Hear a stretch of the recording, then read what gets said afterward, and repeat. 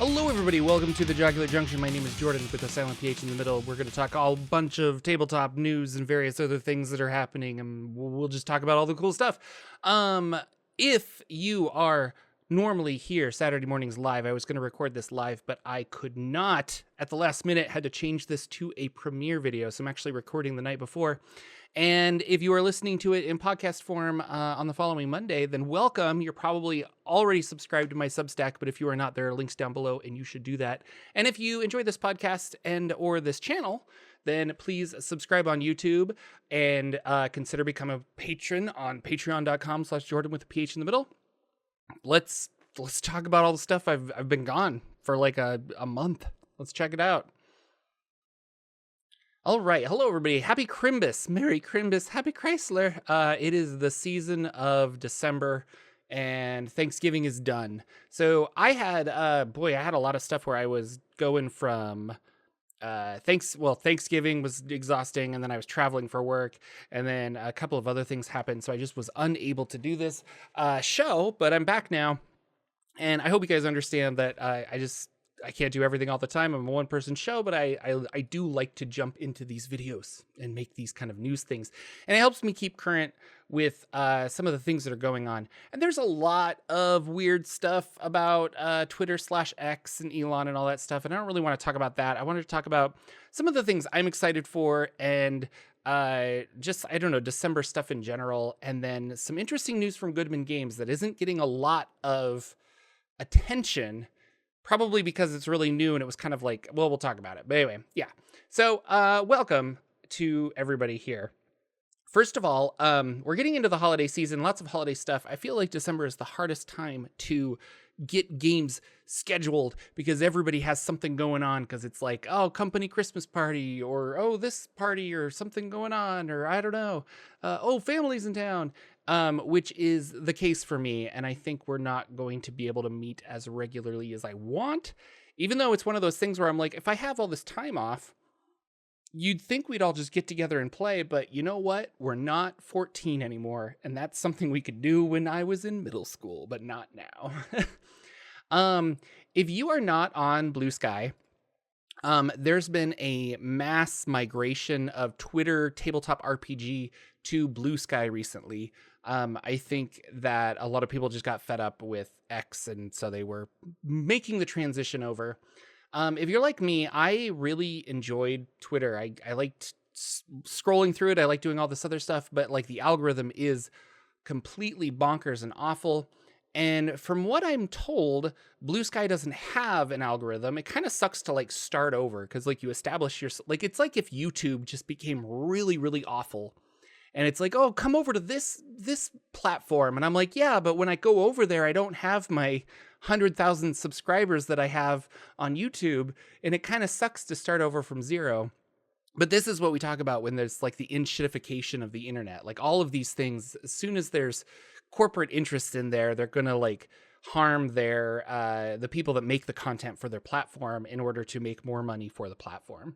And so Blue Sky is probably going to be that way at some point. I'm not saying it's like this wonderful place, but as of right now, I'm actually really enjoying it. And there's lots of cool indie RPG people out there. And if you're curious, I'll put a link down below to my profile if you want to follow me. But also I made a Dungeon Tuber list, which is kind of cool. You can make a list of people, and it's like an auto follow list of that and some OSR stuff. So if you want to check out the Dungeon Tuber list, I made it. And so you can just automatically follow all of your favorite Dungeon Tubers in one place. And it's kind of cool. So big news from Goodman Games. They're making their own version of 5e. And I know that seems like what? But it makes so much sense, because I know Tales of the Valiant is out there. And all of this is supposed to be like 5e compatible, backwards compatible. But as someone who is starting a potential D&D 2024 game, but I have a lot of 5e, 2014 5e stuff, I'm having a hard time wrapping my head around what to use and where. And so I don't know, but like a Goodman Games spin on the 5e rules would be kind of interesting. And it literally costs them nothing but their own internal development of the game, but they're working on that. So I will show this. We'll see if it flags from YouTube. If it does flag from About that YouTube, a we're not going to little talk bit. about it. But so basically, they have this what's new with Goodman Games, and they were talking about their Terror from the Underdeep, which is a new 5e thing that's coming out. And I think this More, is it. so stay tuned.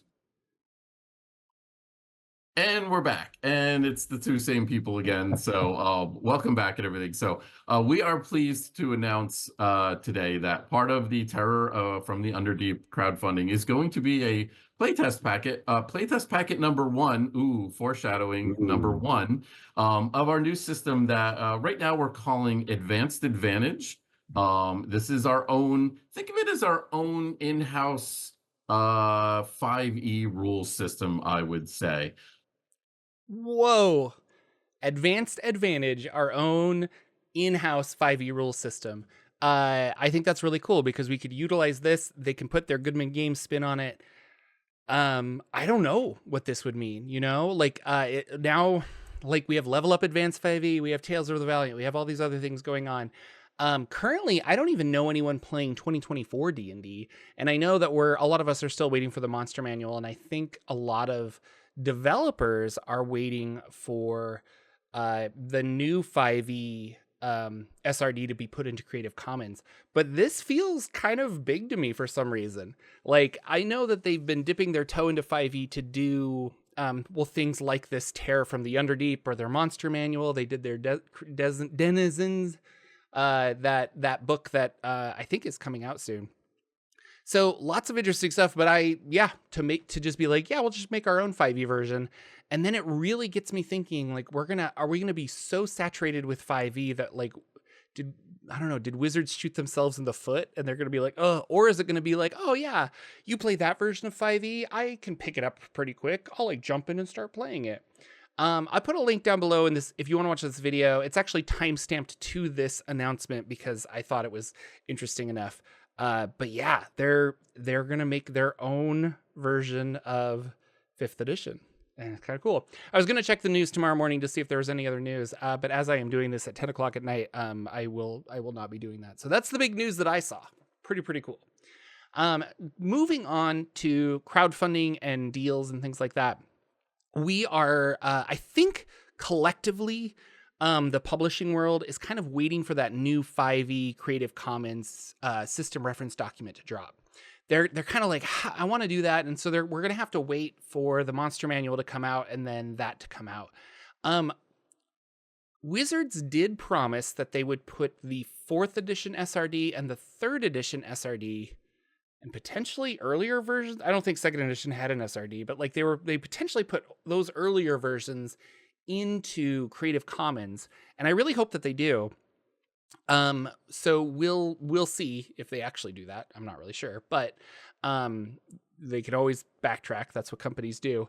But with the new version coming out, I think people want to, publishing companies specifically, are waiting for that to finalize the things that they were doing. If you're curious about like how to write for 5e, Keith Baker actually did a really good job in his latest Eberron, Frontiers of Eberron on the DM's Guild. And I don't know if he had early information, but he released that pretty much when the DMG came out, I think. Whenever the DMG was public, he was allowed to publish that.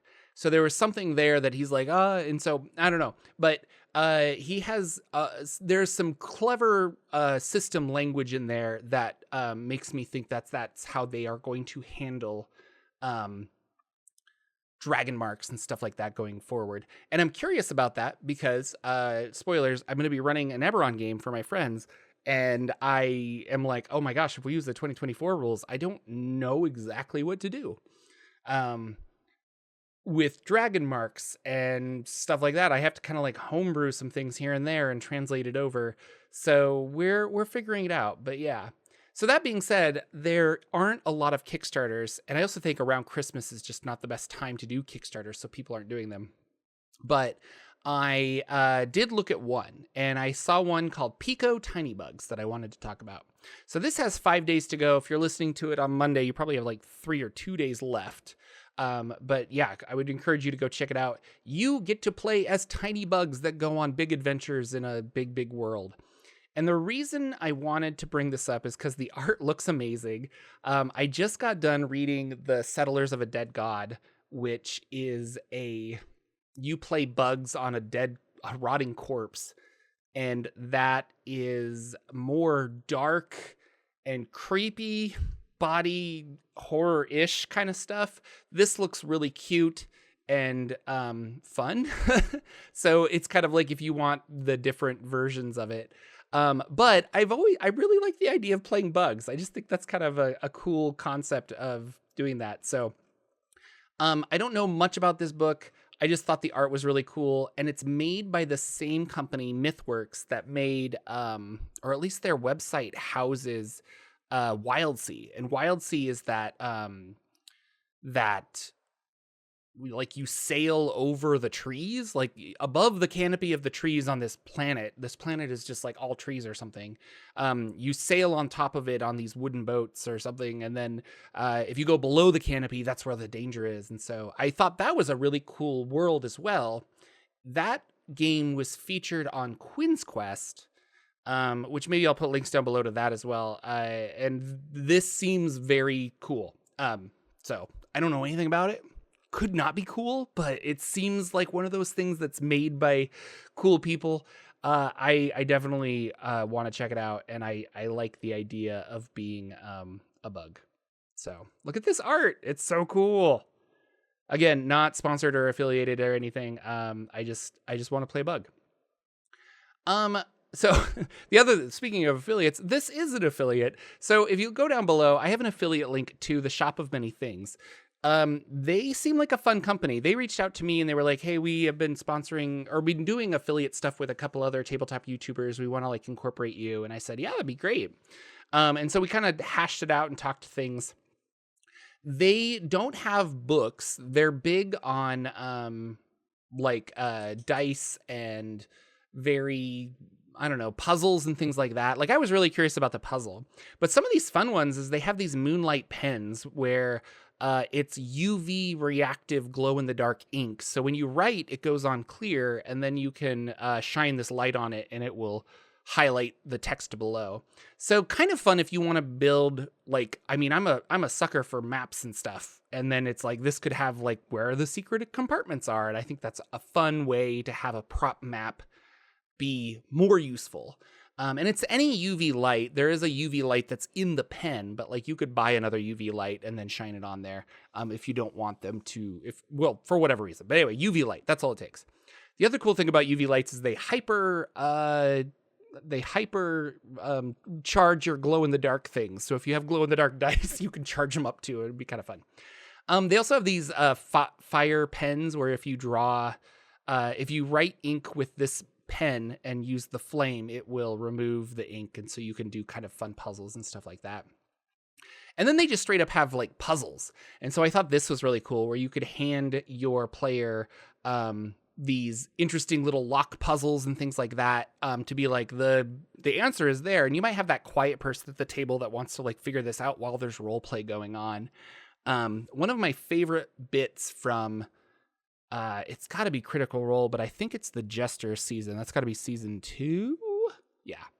Is they find like a device that opens a portal that is actually like a whole dungeon, and they start exploring this dungeon as they are like, I'm messing around with this this Hellraiser cube, and it opened a portal, and then they like went on an adventure. And that's the kind of stuff that I think is cool here. Is like you could hand them fun things, and it could be like, and as you click that open, X, Y, and Z happens. So I bring this up because a lot of YouTubers are doing, hey, what do I get my tabletop RPG person for Christmas? And I've never really done that. I say that, maybe I have, but like I wasn't thinking of doing it this year. But then this new affiliate thing came up, and I thought this was a cool company. So if you want to check out the Shop of Many Things, I would encourage you to do so. Use the affiliate link down below, and then they will know, oh, like Jordan sent you. That's really cool. And that will be fun for all of us. But they have some cool stuff. I really want to get some of these puzzle stuff. So also we were talking about maybe doing a giveaway at some point. So keep watching, subscribe for more. It'll be fun. Although that might be on the main channel because this one is just kind of smaller than others. Modular D6. So we're going to go over to design and inspiration. Modular D6 is on version 6.8. My dog's whining. So Modular D6 6.8 is out. I reworked a bunch of stuff. No longer are we actively changing you succeed on a 6 or a 5 or a 4. Now I just decided to make it across the board. You succeed on a 5 or a 6. That is easier. And then the pool of D6s increases or lessens. And we'll see. I think I just need to play around with that as a simple, like, players can grasp their head around that. And then it's the same as like a D20 is a natural 20 is good, a 1 is bad. In this instance, they know a 5 and a 6 is good. And that's easy to remember. It's not like, well, a 6 is good when I have my physical attack, but a 5 is good if I'm doing magic. And then if I have advantage, I would have a 4. So I think it's just like, it just made more sense to do it that way. So I rewrote the whole thing with that emphasis. It's on itch, as always, for free. You can check it out. And then I also included a bunch of level 1 rote magic, and the modules are there. So I was talking to my D&D group, and they were like, oh, hey, we're kind of curious about this game you're writing. And I was like, oh, and so I sent them the thing. And one of them really seemed to like it, and so he was excited. And then just having people interested in talking to me about it gets my mind thinking even more. And then I was like excited to write, so I kept writing.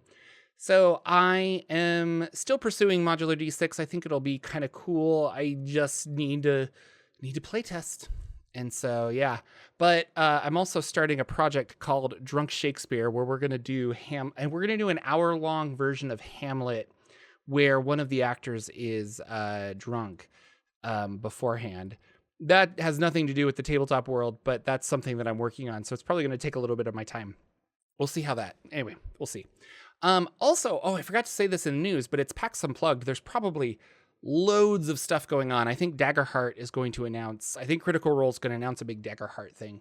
So I would watch the PAX Unplugged stuff, which is kind of why I was hoping I could like tomorrow morning get stuff.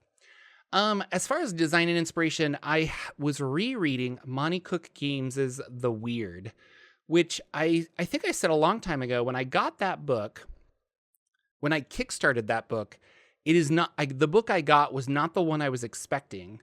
In Monty Cook's defense, I didn't know what I was expecting, but I was also pleasantly surprised. The book has a lot of fun tables, and just reading through it brings out inspiration of like, oh my gosh, I could do a whole campaign around that kind of idea, which ultimately, like, I want books like that, right? Like, I want to be able to open a book and be like, oh my gosh, like the rabbit is purple. I'm making a whole campaign about that. And I'm being silly, but it does have that like flavor to it. There are a fun level of spell crits and fumble tables that I think I'm going to incorporate from that book into my 5e game. I really enjoy the random tables in DCC, but it almost gets comically frustrating after a while where I'm like, okay, what's your crit table? Let's go look it up. And like, it really sucks the momentum out of the air when we have to like take a moment. It's like, okay, well, I want to cast color spray. I'm like, okay, well, roll. What did you roll? 15. Let's look it up on the table. And sometimes that's fun, but it also like, it's just frustrating at times where we're like, oh, well, that's not doing exactly what I wanted because, you know, and I don't know. It's been interesting with DCC where I feel like I have a love. I love DCC, but at the same time, the longer games that we play that involve more of the behind the scenes mechanics, basically the more we get away from level 0 and level 1, I find like I have less fun with it. And it's kind of like D&D 5e is the same way. Like the minute I start DMing a game above level 10, I really don't enjoy it anymore. Like I think like 5 to 10 is my sweet spot for Dungeons and Dragons, and I love those levels, and I love that the players have enough skill to do cool stuff that they feel awesome, but they're still like killable. And then after level 10, I'm just like, this is annoying. Like I don't know what to do anymore. And I felt that way with Dungeon Crawl Classics getting it's been interesting. So, but long story short, I'm going to try and incorporate some of these Monty Cook Games is the weird crit tables and stuff into my game. So the same guy that was interested in my modular D6 game, we were talking about, he had a conversation where he was like, does anyone know like a genre neutral RPG that works really well for all genres? And I'm like, man, like maybe Fate, but like no.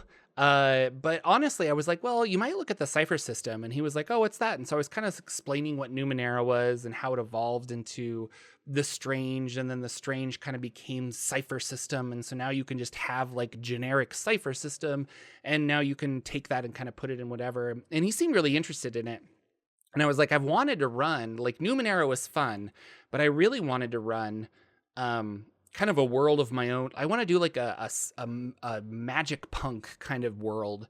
And I feel like I could do that efficiently with Cypher system. And so he was like, oh, we should do that. And I was like, we should. And it's one of the thousands of games that we were doing. So I found myself tonight even rereading the Cypher book.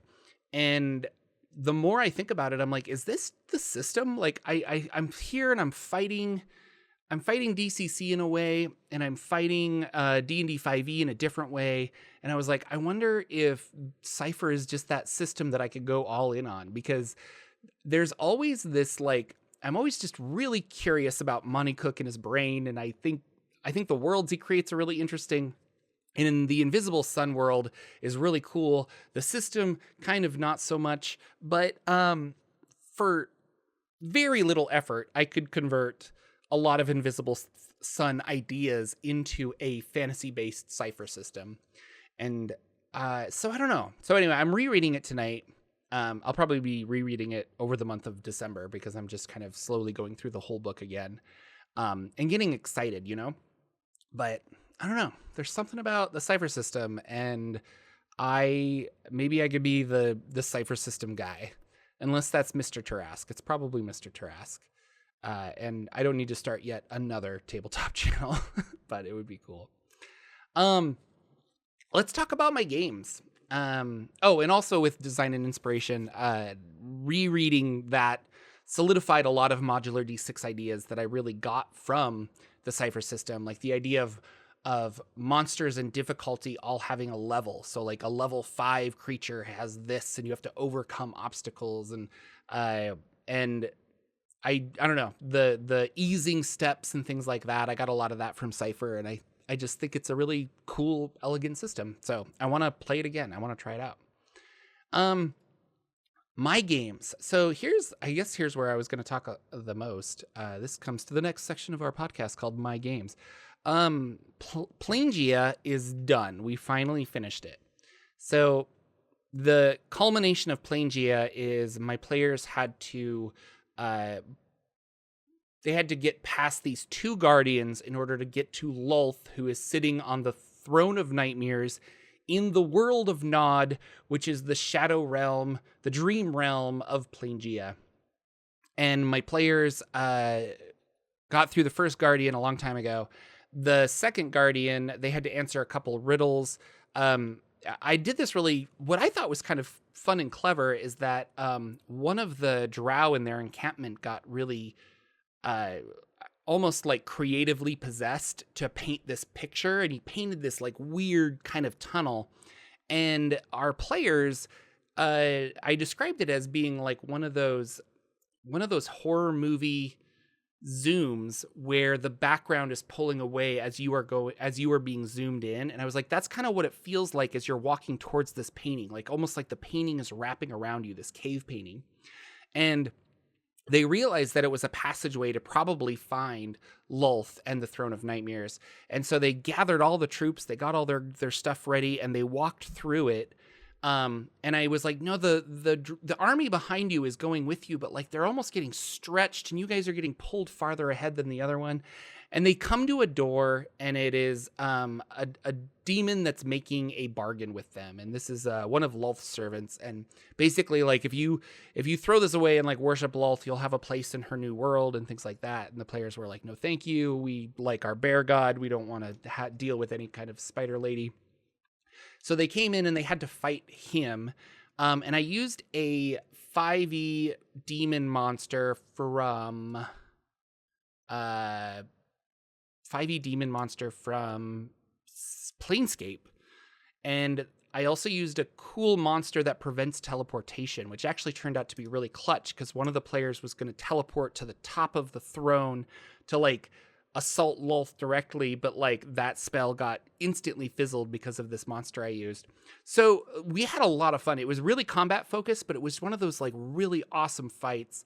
And then afterwards, the illusion on the throne was shattered and Lulth herself came crawling down. And they were like, oh my gosh, we just defeated this big monster. We have to now fight Lulth. Like, I don't know if we can do this. But they all like dug deep and by the skin of their teeth did it. So it really felt like the best ending. Not to go into like so many details, but like it really felt like one of the coolest endings because they got to do all this. They got to battle Lulth. And then at the very end, the Queen of Night and Magic, who is supposed to sit on the throne of nightmares and control Nod. She was placed back on there and she granted all of the players a wish. And they did the right thing where they were like, I wish for our god to be, healthy again. So boom, he's healthy. And I wish for this. And so some of them took like selfish stuff. Like one of them wanted a big magical sword, but they did the things that they needed to do. And then they were teleported back to Plangea. And maybe we'll revisit these characters. I really doubt it because we have so many other games we want to play.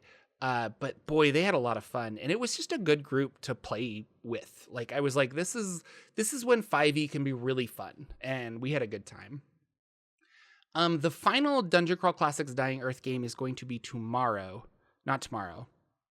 2 days. If I was doing this on Saturday, it would be tomorrow. It's going to be on Sunday. And I'm running, it's upstairs because I was reading it, but it's this Penumbra thing. The entire end campaign that I'm running, or the end module, I forget the name of it because all the Dying Earth ones are very long. But I'm flying, it is Penumbra of the Polar Ape. I have it here. We can look at it. This is a level 5 adventure, and it's specific for Dungeon Crawl Classics and Dying Earth.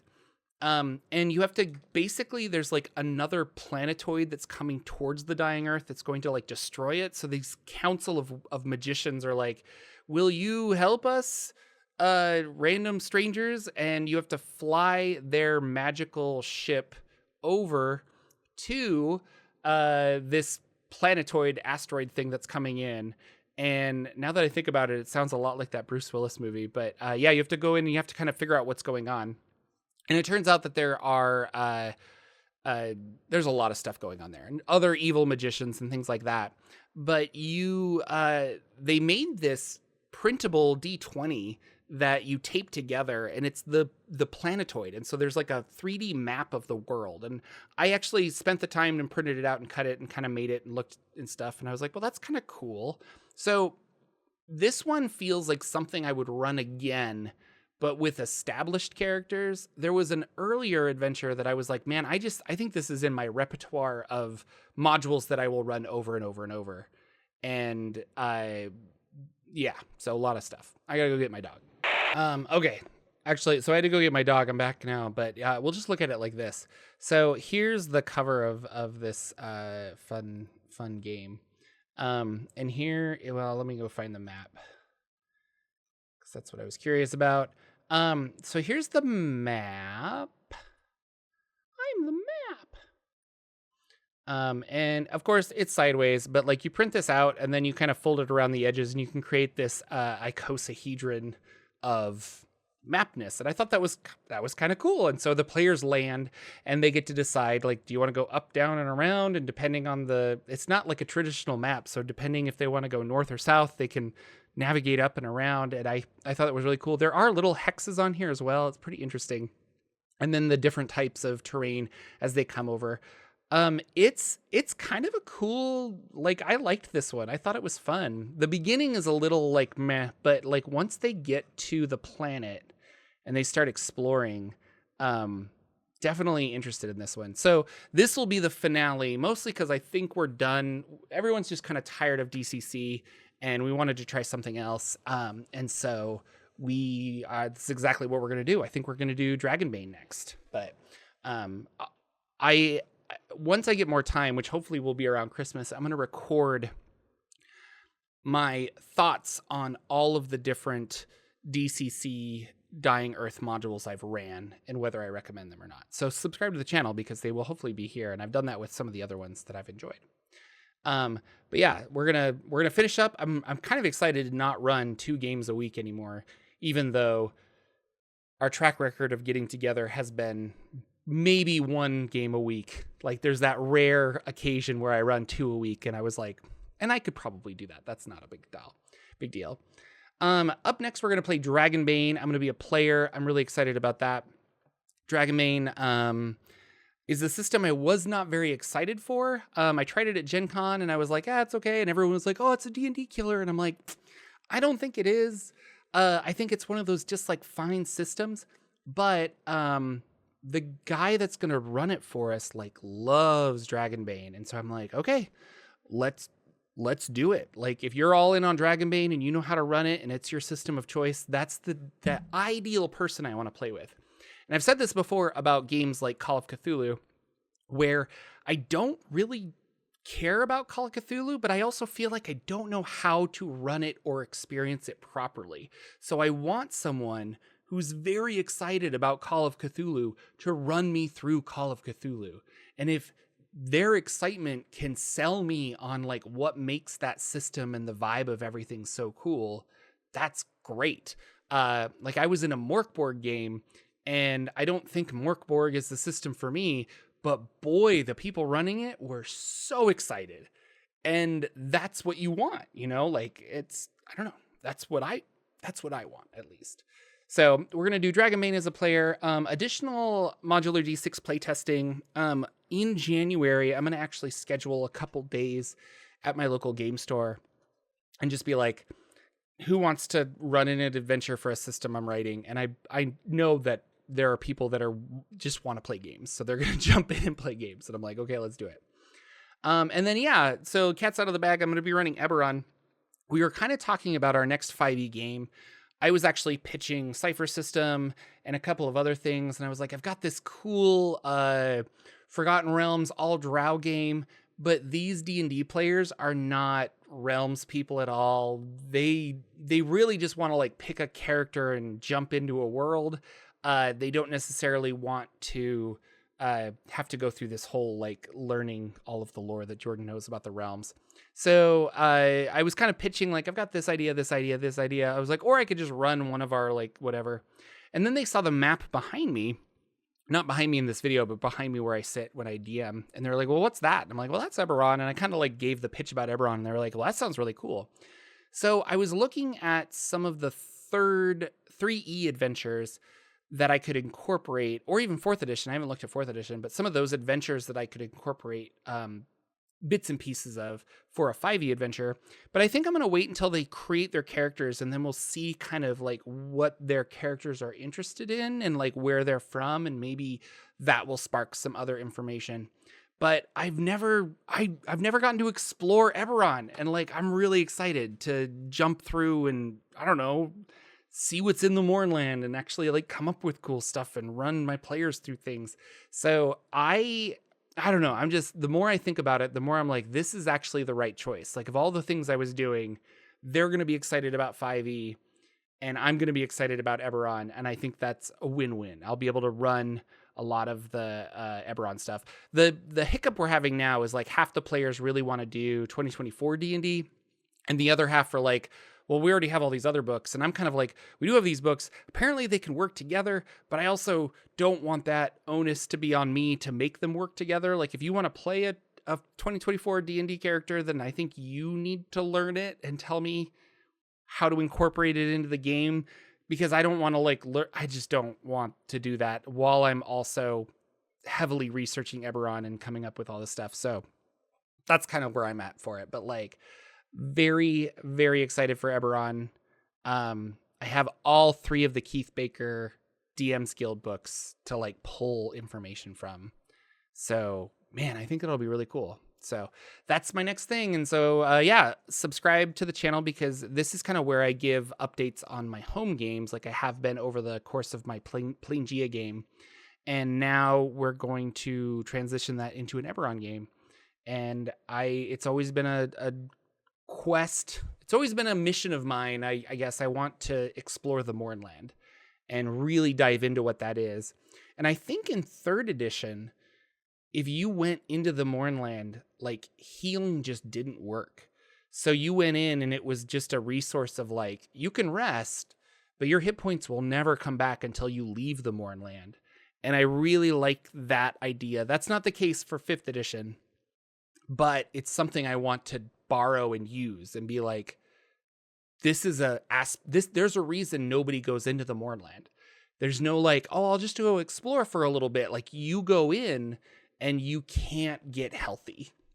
Like, and we're going to reflect that mechanically by having this. And so I like the idea of there's something in there that my players have to get. They don't know how to approach that. So who knows? This could be, I don't know, like Plangea was a year-ish.